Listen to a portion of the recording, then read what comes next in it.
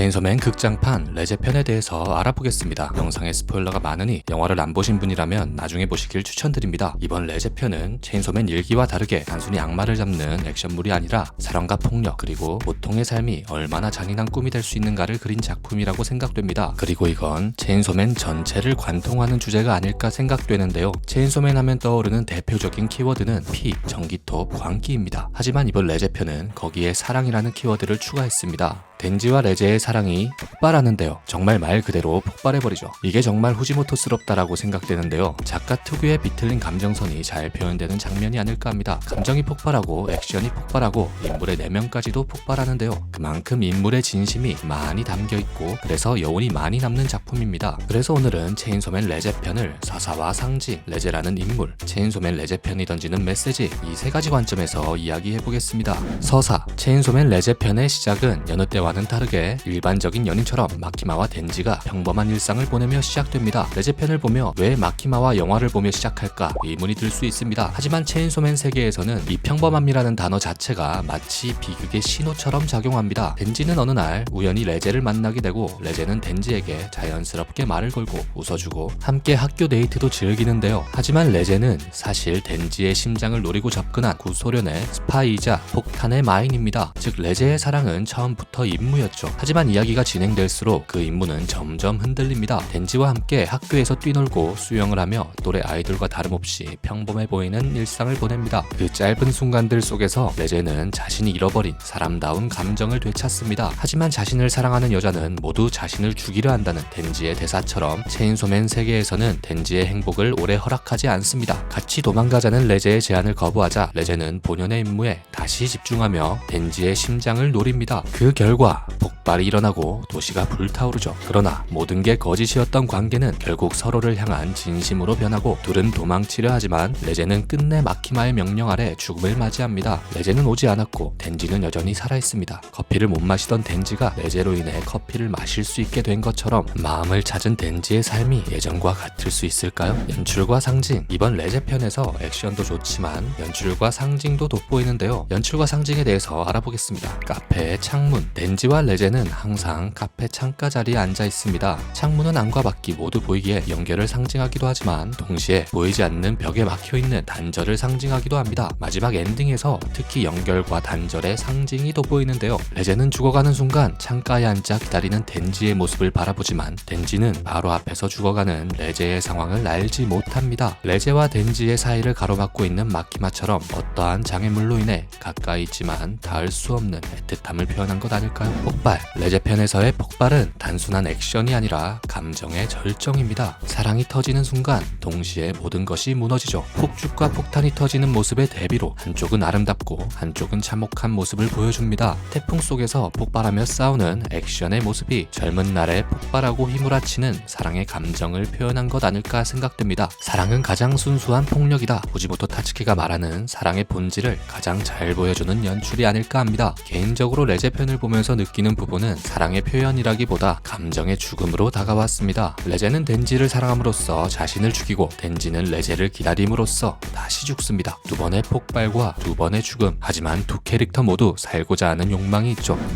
레제를 한마디로 정의하자면 사람으로 살고 싶었던 무기라고 생각됩니다. 폭탄의 마인이 되어 병기로 길러진 인생. 레제는 단지 명령을 수행하기 위한 존재입니다. 하지만 덴지를 만나면서 처음으로 살고 싶다는 생각을 하는데요. 덴지가 말하는 잼 발라 먹는 식빵이나 학교에 다니는 삶 같은 것들이 낯설고도 따뜻하게 다가왔죠. 후지모토 타츠키는 인터뷰에서 이렇게 말했습니다. 레제는 사랑과 죽음을 동시에 품은 존재다. 인간으로 살고 싶었지만 인간이 될 수 없도록 만들어진 인물이다. 레제는 덴지를 만나 무기가 아닌 사람이 되었고 사랑은 레제를 구원했지만 아이러니하게도 동시에 자신을 죽였습니다. 작가의 메시지, 이번 영화에서 작가가 전하고자 하는 메시지는 무엇일까요? 레제편에서 작가의 메시지는 평범한 삶의 가치라고 생각됩니다. 작가인 후지모토 타츠키는 한 인터뷰에서 이런 말을 남겼습니다. 덴지가 꿈꾸는 건 거창한 삶이 아니다. 단지 평범하게 살고 싶을 뿐이다. 덧붙여 이 한 문장이 이번 영화 전체를 설명한다고 말했는데요. 만화의 초반부터 덴지가 원하는 것은 단 하나입니다. 잼발라 먹는 식빵, 따뜻한 방,